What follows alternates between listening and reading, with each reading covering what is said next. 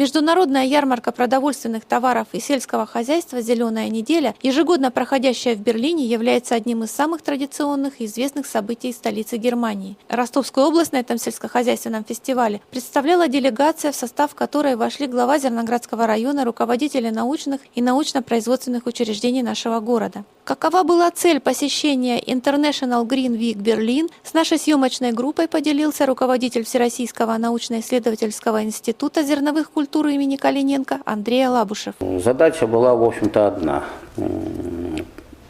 Представить Ростовский регион как регион, который, в общем-то, развивается успешно, и он интересен, прежде всего, для вложения капиталов европейских крупных компаний вот именно в развитие Ростовской области. То есть показать товар лицом – это наша область. И с тем самым привлечь инвесторов на тот или иной инновационный проект. Немалый интерес вызывают пути развития, намеченные Евросоюзом в отношении сельского хозяйства и продовольственная политика самой Германии на ближайшее время. Сегодня Европейский Союз, в частности Германия, как одна из ведущих стран этого союза, нацелены на очень жесткую позицию по расширению внедрения своих продуктов питания на другие страны, прежде всего Восточной Европы, да, наверное, будем не скрывать и России, как огромный рынок сбыта. Над этим работает и правительство Федеративной Республики Германии, и крупные компании, и, собственно говоря, наука. Поэтому нам на сегодняшний день есть чему учиться, и учиться нам нужно быстро, еще 2-3 года, и, может быть, нам и не надо уже будет учиться, мы не успеем понять, как мы оказались продовольственно зависимы. Непростая проблема становится в связи с этим перед российской наукой, бизнесом, производителями и другими звеньями сельскохозяйственной экономики. Выдвигается задача не только защитить свой рынок и не попасть в зависимость от такой политики европейских соседей, но и опередить их. Задача президентом Российской Федерации поставлена одна – сделать Россию самообеспеченной продуктами питания, как продовольственная так называемая безопасность.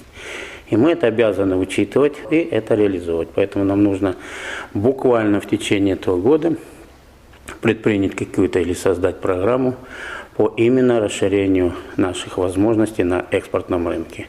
Андрей Лабушев подчеркнул, что сейчас из продуктов растениеводства мы экспортируем в основном сырье, покупая потом готовый продукт, который могли бы производить сами, не тратя на это средства, в разы превышающие стоимость сырья. Европейский секретарь по сельскому хозяйству вроде бы как начал говорить о том, что Германия начинает монополировать на этом рынке, на что министр сказал, делали это и делать будем. Мы считаем, это стратегическая задача расширения экспортного потенциала Германии на продовольственном рынке. Если страна может самостоятельно обеспечить себя достаточным по количеству, качеству и доступности продовольствием, независимо от внешних факторов, то можно считать, что проблема продовольственной безопасности этого государства решена. Это задача, то, что мы вынесли из Германии, задача номер 1 – нам научиться торговать продукцией, а не зерном.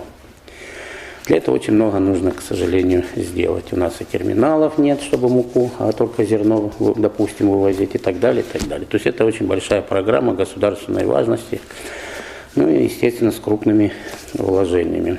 То есть для этого нужно и политическая, и финансовая мощь страны использовать, чтобы это решить.